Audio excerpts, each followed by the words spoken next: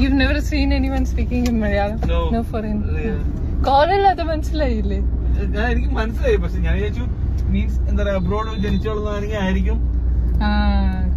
അപ്പൊ എത്ര പേരായി കേരളത്തില്? ഇപ്പൊ വെക്കേഷന് വന്നു.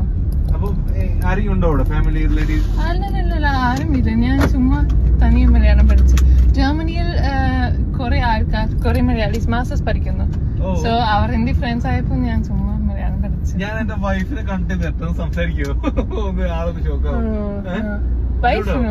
വൈഫോ ഒന്നുകൂടി പറയാവോ? ഭാര്യ, വൈഫ്. ചേട്ടന്റെ വൈഫ്? അതിന് എന്റെ വൈഫിനെ ഞാൻ വിളിക്കാം.